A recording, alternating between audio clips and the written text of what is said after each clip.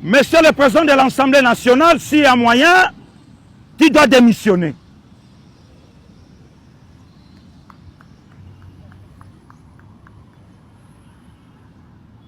Est-ce que dans le lobby Mabé, pour Yoka Sulikamba démissionner? Oh non! Il ne pouvait pas dire ça!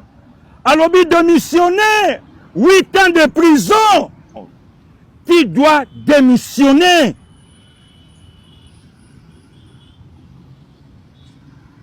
Ça lettre non à démission pour éviter humiliation ou bien toko bengana yo na parlement. Na lobby bien ko bengana. Pasteur Guili, tu dois contrôler tes mots. Ah!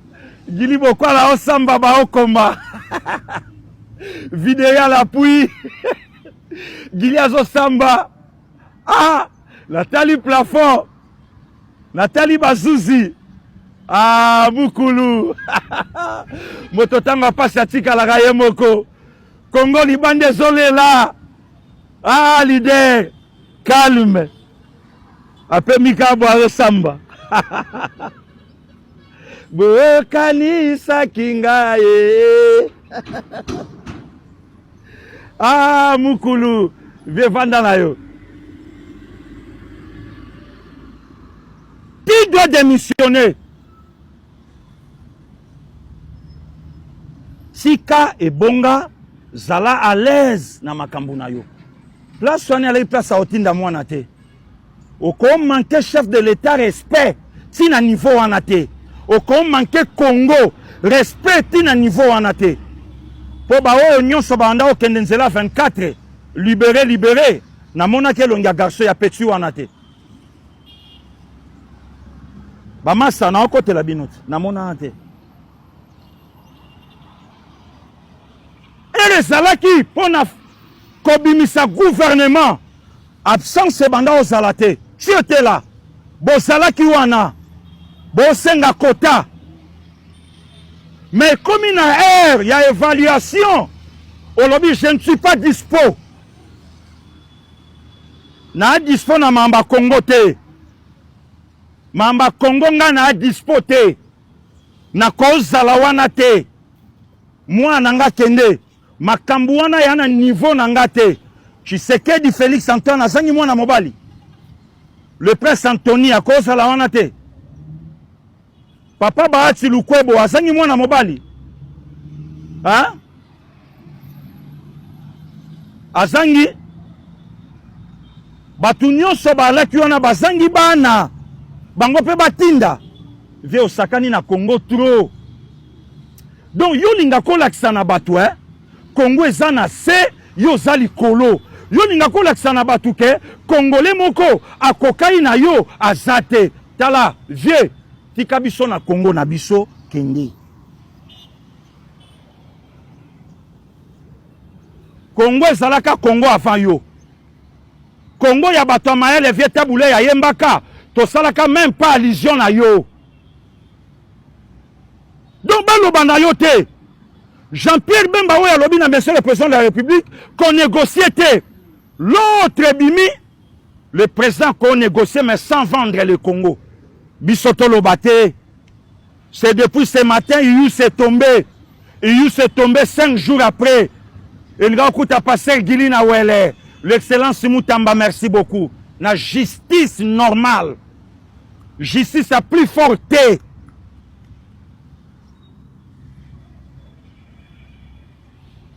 Surtout à Babantou. Au soinina Moutola Kélié. Zélo mona makamna osala yo. Quelques jours après Moutona qui a coûté na likambo. Ata yote. Ba mikolo ba olobanani. Il s'est tombé. Armand Leki a démenti. Quelques jours après, Pasteur Guili Azosamba, Pasteur Guili na Wele, na Lubuaku, Toyo Kaboye, Bukavu.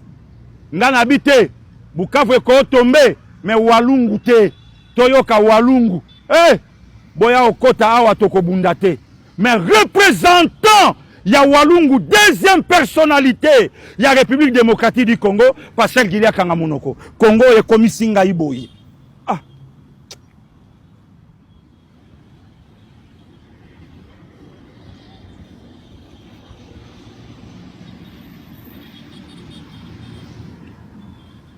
Congo ekomi singa boye. Oyo papa Luambo alobaka Congo Kisaso ekomi singa boye ngana tikango. Congo oyo ekomi singa boye. Baloba te, batuna te, même message. Parlement ya Rwanda, ils ont accompagné le président na bango na ba bêtise, mais parlement ya Congo, ils ont accompagné le président de la République. Toloba te. Soko lobi bongo nanu passer Gilia Sambité, mais basi babongisi 5 ans, on dirait 57 millions. Ngam na liaka yango. On dirait nga mutu na tchaka boye pour ba changer Jijia ni Kashne.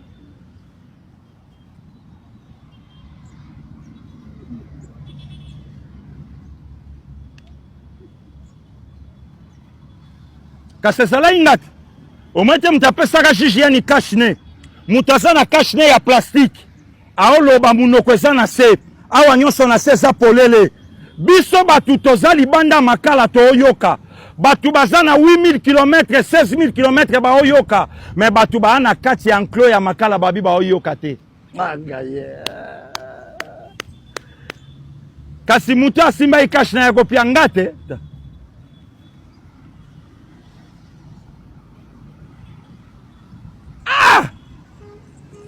Veya nyalongoli kashne na ye. Ezalaki boye. Awa nyonso munoko polele. Kashne zan espace na se muta oyo kate, mais bazui kashne oye kanga munokonde mutabi c'est bon.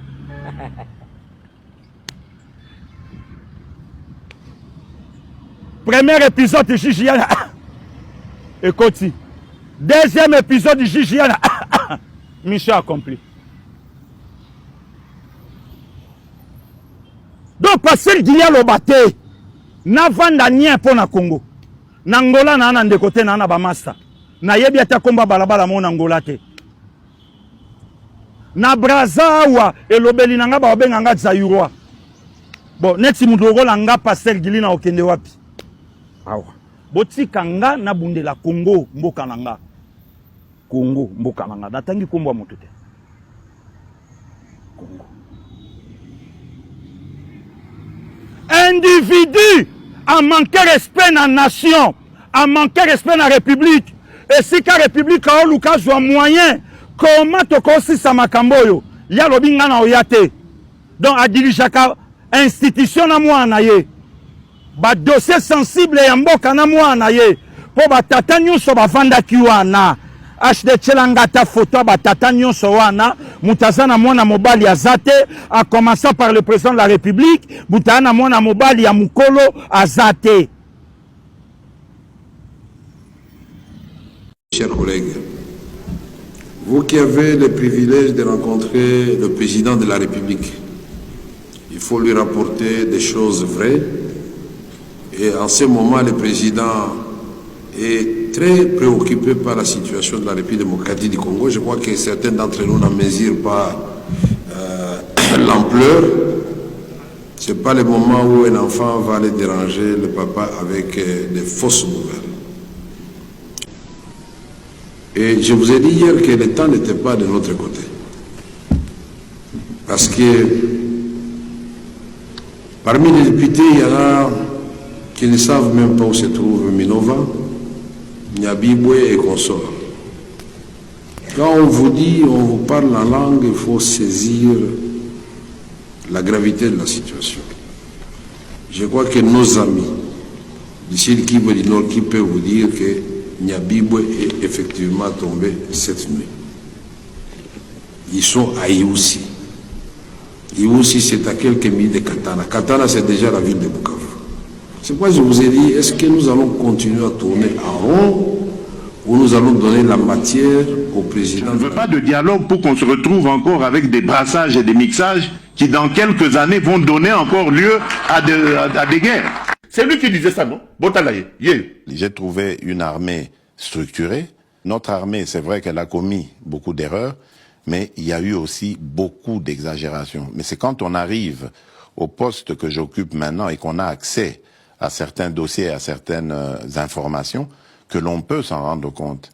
Il y a eu beaucoup de choses, on ne sait pas ici le lieu d'en parler, ce serait trop long, qu'on a collé à notre armée qui n'était pas vrai. J'ai eu l'occasion de m'en rendre compte. Il y a eu beaucoup de diabolisation comme ça qu'on a fait sur des individus qui n'étaient pas vrais.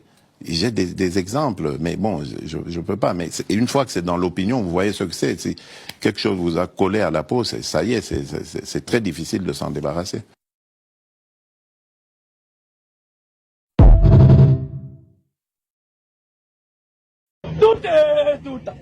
Tout à caméra, tout à caméra, Zali Pion, il y a vos opposants. Batiela Bisson ensemble. Celui qui donne des informations, même au M23, même des stratégies. Il y a des bossons à parlement, c'est vital. Il y a mis balé batulu. Du quoi, Waba, toi, du quoi? Mouillé. Beton, okotangisa biso bamovie nalobi na yo bando koma mokonzi mama Beton, obeti encore Quasi. Quasi silence. Beton, okotangisa biso bamovie nalobi na yo bando koma mokonzi mama Beton.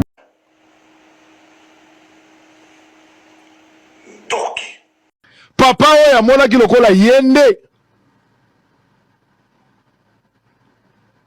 yende akomi lokola shida mobokoli mobombi misolo tata oyo tala tata oyo ozomona tala bien tata oyo nzoka balongoli ye na yebaki te Félix Tshisekedi. J'étais président de la République démocratique du Congo dès demain. Donc la situation dont je suis aujourd'hui, demain je deviens président. J'ai dit la première chose que je ferai, c'est de chercher quelqu'un compétent pour prendre mon poste. Et il me regarde comme ça, et je dis, ben oui. J'ai dit, moi, je suis qui pour être président de la République démocratique du Congo? C'est quoi mon parcours? Quelle étude j'ai fait? Quelle expérience j'ai fait? Est-ce que j'ai dirigé des grandes entreprises ou, je ne sais pas, moi-même une grande ASBL? Moi, je suis qui? J'ai dit, toi-même, le boulot que tu fais, est-ce que tu as les compétences pour être président de la République? J'ai dit, mais soyons sérieux. J'ai dit, moi, la première chose, je vais te demander, bon, là, qu'est-ce que la Constitution dit? Je sais pas si c'est le président du Sénat qui doit organiser les élections, ou bien, je sais pas si je trouve un capitaine Traoré dans les parages. Je dis, prends la place, mon frère. J'ai dit, mais toi, sérieusement, si on te plaçait président de la République, t'allais dire aussi oui, t'allais te mettre ton poste, t'allais bouffer les salaires et tout. J'ai dit, bon, encore, je t'avoue, j'allais peut-être prendre mon salaire 1 mois, 2 mois, le temps de faire la transition, parce que les salaires de président de la République démocratique du Congo, franchement, t'as 2 mois de salaire, t'es bien, t'achètes une maison. Il me dit, ah, t'es en train de rigoler, sois sérieux. J'ai dit, moi, je suis en train de rigoler. J'ai dit, je vais te poser une question. Si demain, je te dis, voilà, tu peux être pilote d'avion, est-ce que là, avec les compétences que tu as maintenant, là, tu vas prendre l'avion, tu vas partir? Il me dit, bien sûr que non, je sais même pas piloter l'avion. Si je prends l'avion, on va faire un crash, je vais tuer des gens, moi-même, je vais me tuer. J'ai dit, et tu penses que président de la République, c'est quoi?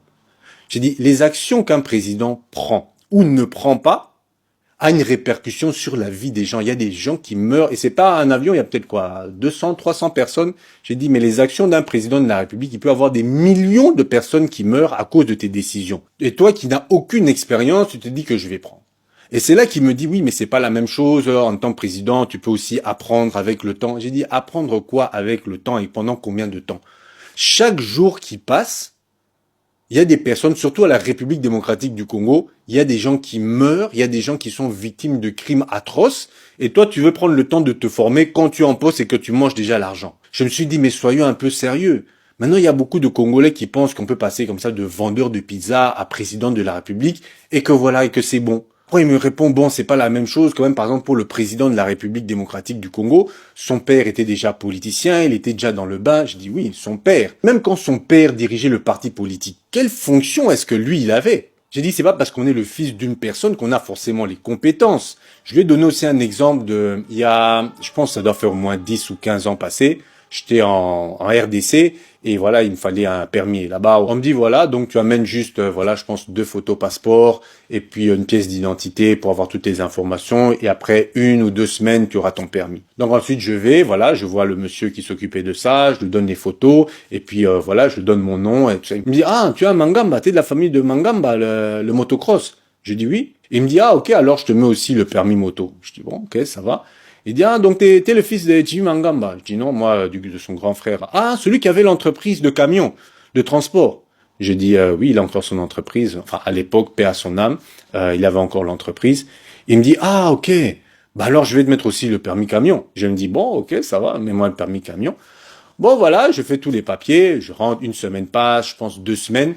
On me dit, ah, ton permis est prêt, viens prendre ton permis. Je vais prendre mon permis. Je vous dis, vous voyez le permis, là, on met permis A, permis B. Il m'a mis A, B, C, D, E, S, je sais même pas quoi. Le dernier même, c'était marqué convoi exceptionnel. Donc, ça veut dire que même si vous avez un ogive nucléaire que vous devez transporter, avec ce permis-là, j'avais les capacités de conduire le camion avec le convoi exceptionnel parce qu'il estimait que vu que mon père était dans le transport, j'avais les capacités de conduire un semi-remorque. Je sais pas si vous vous rendez